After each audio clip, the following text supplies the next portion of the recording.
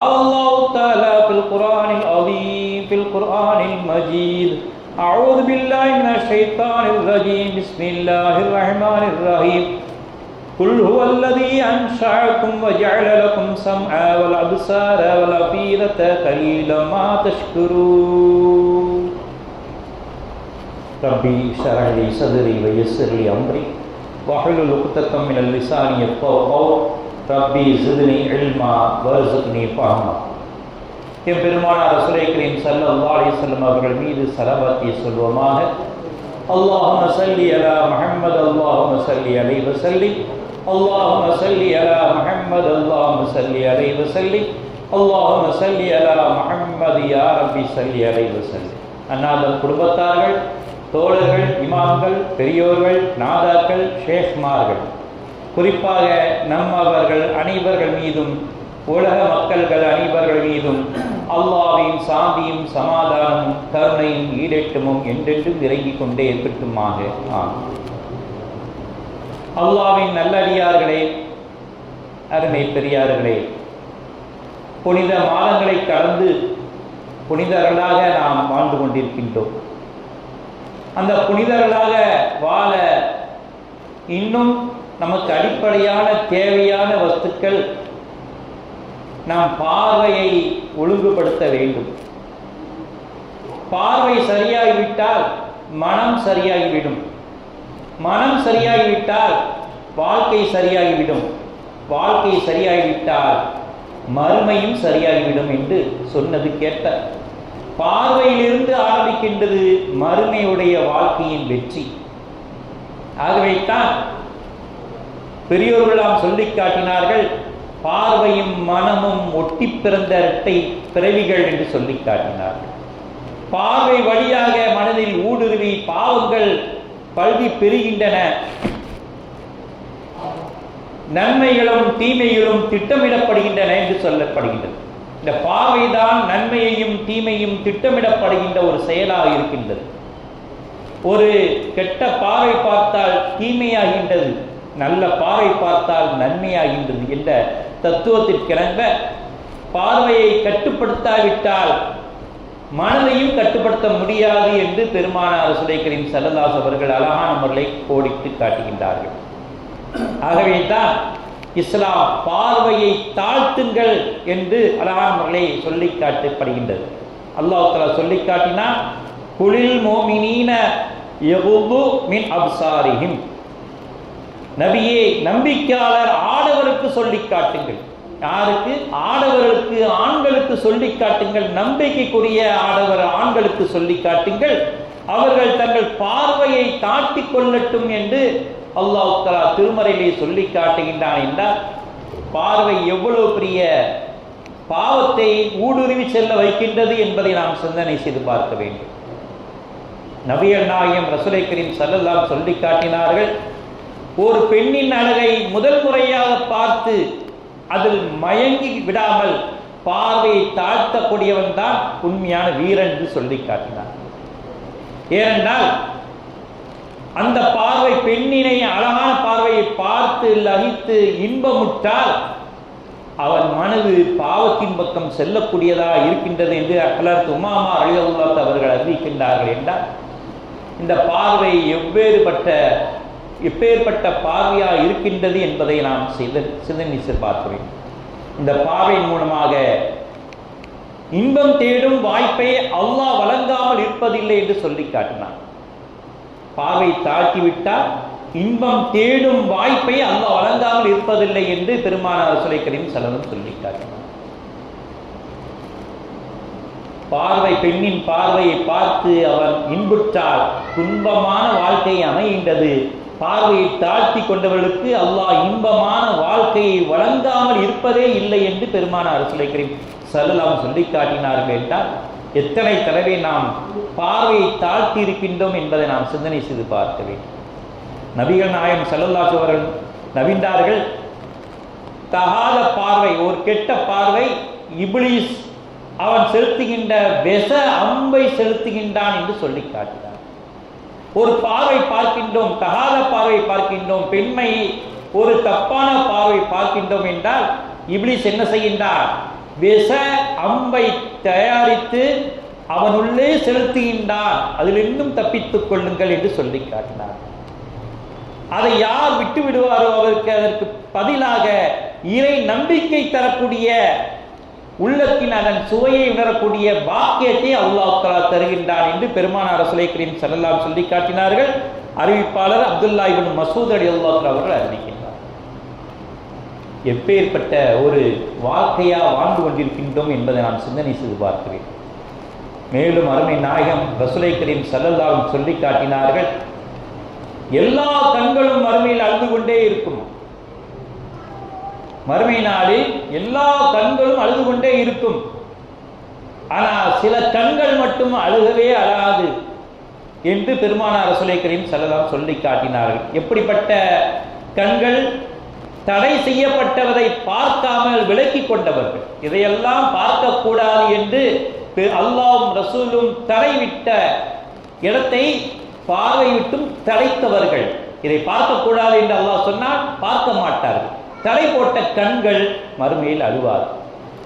இறை வெளியில் விழித்த கண்கள் மறுமையில் அழாது.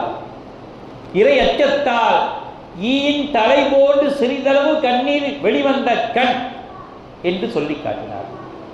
இந்த மறுமையிலே ஈயின் கண் இருக்குல்ல, அந்த அளவுக்கு அது கண்ணீர் சிந்திய கண்ணு கூட மறுமையில் அழாது.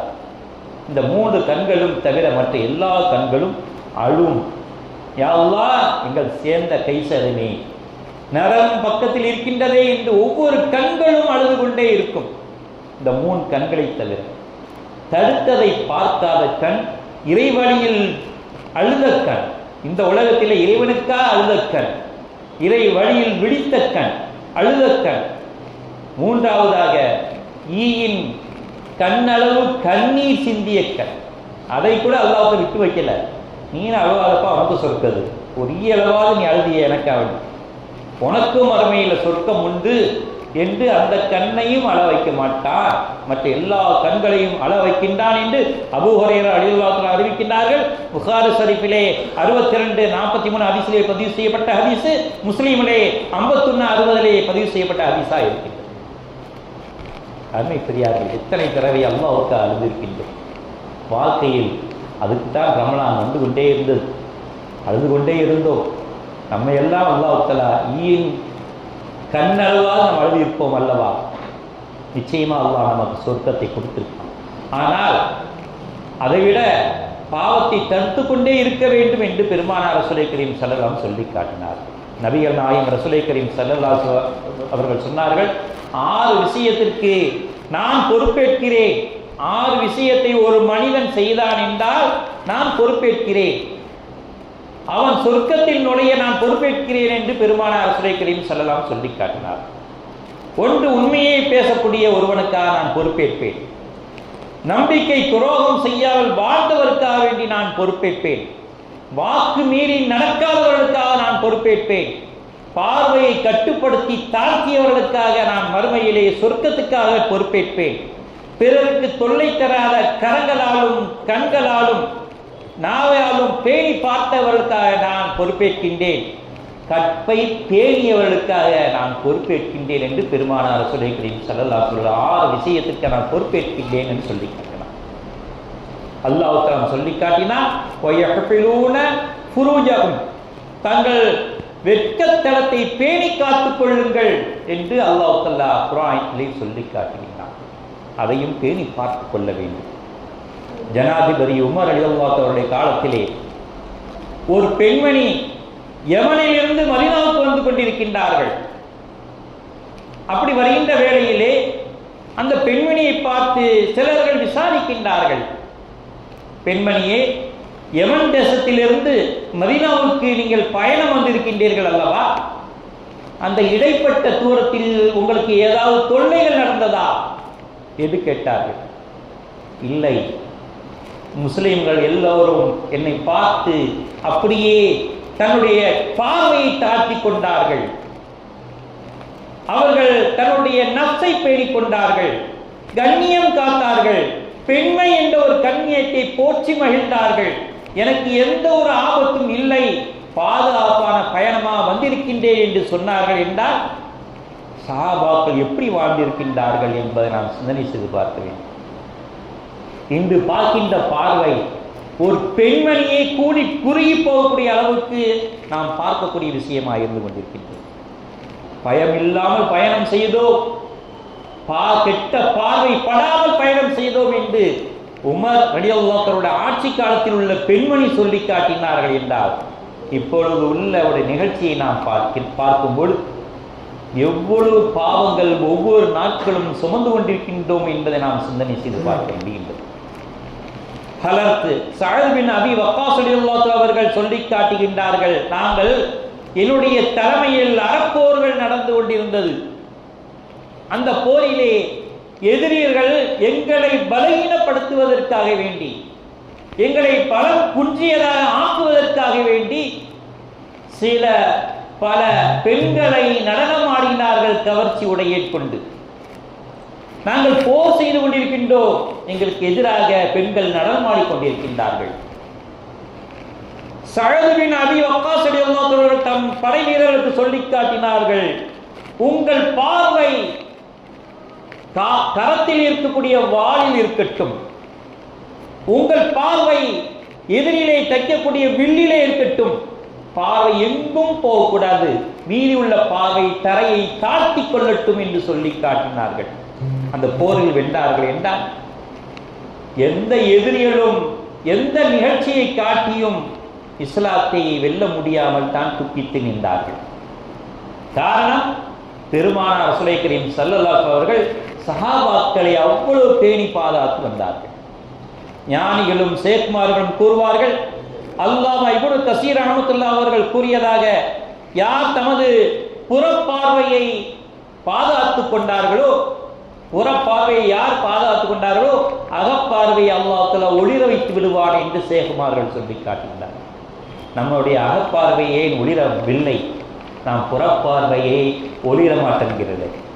புறப்பார்வையை பாதுகாக்காமல் அது அணைந்து போய்விட்டதே, எப்படி அகப்பார்வையை ஒளிரும் என்று நாம் சிந்தனை செய்து பார்க்கிறேன்.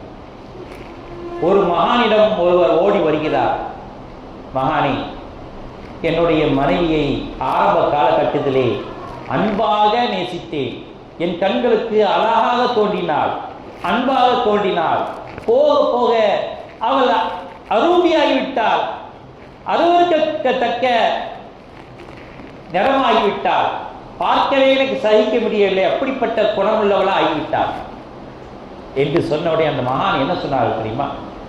உன் பார்வை சரியில்லை, நீ நடக்கின்ற காலமெல்லாம் அடுத்த பெண்ணை பார்த்து பார்த்து உன் கண்கள் மயங்கி விட்டது, வேற பெண்களை பார்த்து மகிழ்ந்த கண்கள் உன் மனைவியை வெறுக்க காரணம் இதுதான் என்று சொல்லி காட்டினார். ஆகவே தான் பெருமானார் ரசூலை கரீம் ஸல்லல்லாஹு அலைஹி அவர்கள் உங்களுடைய தாம்பத்திய வாழ்க்கையை கூட அடுத்தவரிடம் பேசாதீர்கள் என்று சொல்லி காட்டினார். பெண்களுக்கும் ஆண்களுக்கும் அழகான முறையில் சொல்லி காட்டிய ஒன்று, உங்களுடைய குடும்ப வாழ்க்கையை ஒரு கடு அளவு கூட அந்நியரிடம் பேசிவிடாதீர்கள். அந்நிய பெண்களை நீங்கள் மனதளவு அழகானவள் என்று எண்ணி விடாதீர்கள், பார்த்தால் தானே நீ என்பது, உங்கள் பார்வை தாழ்த்திக் கொள்ளுங்கள் என்று சொல்லி காட்டினார்.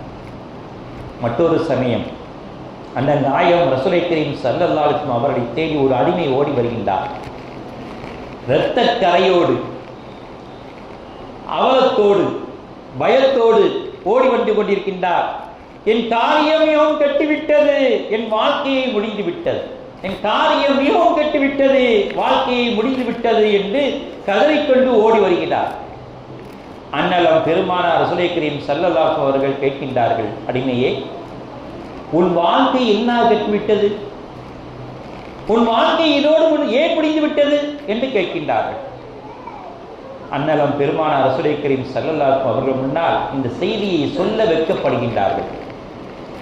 தைரியமாய் சொல், மிகவும் கெட்டுவிட்டது என்று சொன்னாயே அது என்ன, என் வாழ்க்கை முடிந்து விட்டது என்று சொன்னாயே அது என்ன, தைரியமா சொல். அன்னலம் பெருமானார் ரசூலை கரீம் ஸல்லல்லாஹு அலைஹி அவர்களை, நான் ஒருவருக்கு அடிமையாக இருக்கின்றேன், என்னுடைய எஜமானி பெண், அவளுடைய அடிமை பெண்ணை நான் உற்று குறுகுறு என்று பார்த்து கொண்டே இருந்தேன். ரொம்ப நேரம் பார்த்து கொண்டிருந்தேன். உடனே என்னுடைய எஜமானி, என்னுடைய அடிமையை நீ பார்க்கின்றாயா, இப்படி குறுகுறு என்று பார்க்கின்றாயா என்று என்னை அழைத்து என்னுடைய ஆணின் அடையாளத்தை அறுத்து விட்டார்கள். அந்த இரத்தக்கரையோடு ஓடி வருகின்றேன். ஆகவே என் கதை முடிந்து விட்டது, என் வாழ்க்கை முடிந்து விட்டது என்று கதறிக்கொண்டு வருகின்றேன் என்று சொல்லிக்கொள்ளி வருகிறார். ஒரு பெண்ணை பார்த்ததுக்கு இது அதிகமான தண்டனை தான். ஆனால் செய்தது தப்பு என்று பெருமானார் ரசூலை கரீம் ஸல்லல்லாஹு சொல்லிவிடவில்லை.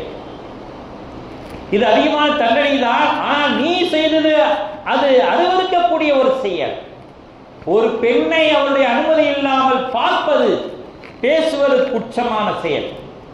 ஆகவே உனக்கு அதிகப்படியான தண்டனை கிடைத்துவிட்டது, இன்றிலிருந்து நீ அடிமைத்தனத்திலிருந்து விடுதலை பெறுகின்றேன் என்று அதற்கு பகரமாக அவரை விடுதலை செய்கின்றார்கள். என்றால் இஸ்லாம் அந்நிய பெண்ணை பார்க்க கூடாது என்று சொல்லி காட்டினார். பார்த்தால் அந்த பெண் நம்மை அடித்தாலும் கூட அதை வாங்கி கொண்டு செல்ல வேண்டும், மறு பேச்சு பேசாமல் என்று சொல்லி காட்டினார்.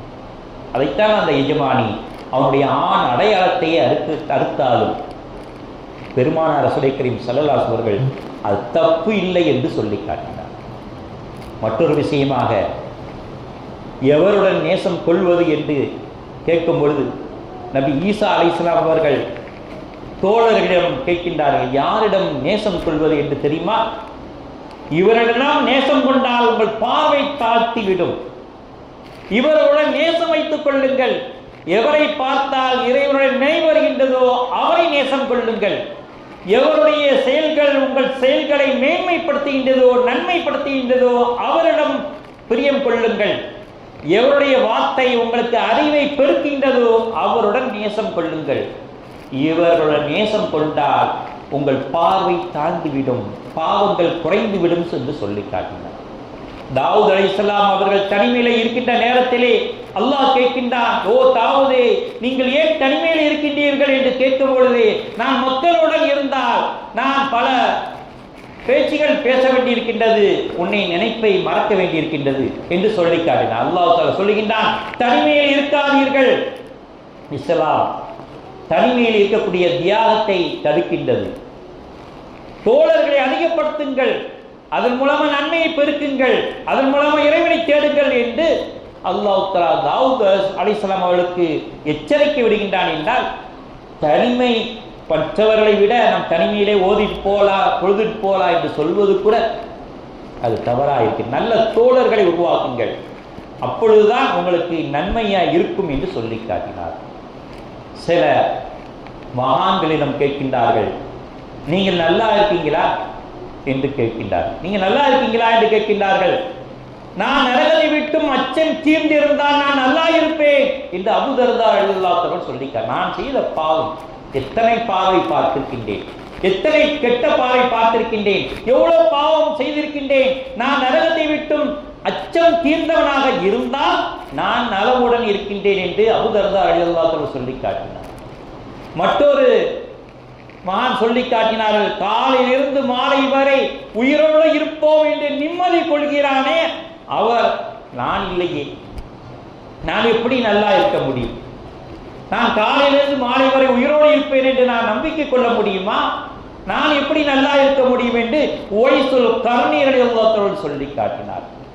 வாழ்நாள் குறைந்து கொண்டே செல்கிறது, பாவங்கள் நிறைந்து கொண்டே செல்கின்றது. என் வாழ்நாள் குறைந்து கொண்டே செல்கின்றது, பாவங்கள் நிறைந்து கொண்டே செல்கின்றது. இப்படி இருக்கின்ற நேரத்திலே நான் நலமுடன் இருக்கின்றேன் என்று நான் சொல்ல முடியுமா என்று மாலிக் இப்னு தீனார் ரலியல்லாஹு அன்ஹு சொல்லி காட்டினார். நீங்க நல்லா இருக்கீங்களா என்று கேட்டா, என்னுடைய பாவங்கள் நிறைந்து கொண்டே இருக்கின்றது, என் வாழ்நாள்கள் குறைந்து கொண்டே இருக்கின்றது. அப்படி இருக்கும்போது நான் எப்படி நல்லா இருக்க முடியும்? மற்றொரு சஹாபி லப்பாப் ரலியல்லாஹு அன்ஹு கேட்கின்ற பொழுது, நீங்க நல்லா இருக்கீங்களா? லப்பாப் ரலியல்லாஹு அன்ஹு கேட்கின்றார்கள், இறைவனின் நியமத்தை புசித்துக் கொண்டு இப்லீஸின் ஏவலுக்கு கட்டுப்பட்டு வாழ்கின்ற என் வாழ்க்கை எவ்வாறு நல்லா இருக்கும் என்று கேட்கின்றார்கள். இறைவன் தந்த நியமத்துகளை எல்லாம் புசித்துக் கொள்கின்றேன், ஆனால் நான் கட்டுப்படுவது யார்? இப்லீஸின் ஏவலுக்கு நான் கட்டுப்படுகின்றேன். அப்படி இருக்கும் பொழுது நான் எவ்வாறு நல்லா இருக்க முடியும் என்று கேட்கின்றார்கள். என்றால் நாம் வாழ்க்கை அவ்வாறு தானே சென்று கொண்டிருக்கின்றது. நாம் எப்படி நல்லா இருக்க முடியும்? நிச்சயமாக அருமை பெரியார்களே, இந்த குறுகிய வாழ்க்கையிலான வாழ்க்கை இருக்கின்றது. அந்த வாழ்க்கையிலே நாம் நிறைவாக வாழ நாம் பார்வையை தாக்கி பாவங்களை போக்கி வாழ்வோமாக. யா அல்லாஹ் வஸ்தக்ஃபிருக மின் நிஅமில்லதீன அன்அம்த பிஹா ஃபதகவைது பிஹா அலா மஆசீக. நீ என் மீது புரிந்த நிஅமத்துகள் கொண்டு உனக்கு பாவமானவற்றையும் செய்ய என்னை பலப்படுத்தி கொண்டமைக்காக உன்னிடம் பாவ மன்னிப்பு கேட்கின்றேன், மன்னிப்பு கேட்கின்றேன். யா அல்லாஹ் ரப்பி குஃபிர் வர்ஹம் வந்த கைரு ராஹிமி. என் இறைவா, என்னை மன்னிப்பாயாக, என் மீது இரக்கம் காட்டிக் கொள்வாயாக. நீதான் அருளாளுக்கெல்லாம் சிறந்த அருளாளன் இருக்கின்றாய். யா அல்லாஹ், அந்த துஆவை நாங்கள் அனுதினமும் ஓதிக்கொண்டே இருக்கின்றோம். யா அல்லாஹ், என் மீது புரிந்த அருட்கொடைகள் கொண்டு உனக்கு பாவமானவற்றை செய்ய என்னை பலப்படுத்தி கொண்டமைக்காக உன்னிடம் மன்னிப்பு கேட்கின்றேன் என்று அழகான முறையில் துவா கேட்கின்றார்கள் அல்லவா? அந்த துவாவை அனுதினமும் நாம் கேட்க வேண்டும். யா அல்லாஹ், எங்கள் பாவங்களை போக்குவாயாக. வாஹில் அல்ஹம்துலில்லாஹி ரப்பில் ஆலமீன். பாரக்கல்லாஹு லனா வ லக்கும் பில் குர்ஆனில் அஸீம் வ நஃபஅனா இய்யாக்கும் பில் ஆயாத்தில் வ ஸிக்ரில் ஹக்கீம். இன்னஹு தஆலா ஜவாதுன் கரீம் மலிக்குன் கதீம் பிர் ரഊஃபிர் ரஹீம் வ ரப்புன் ஹலீம்.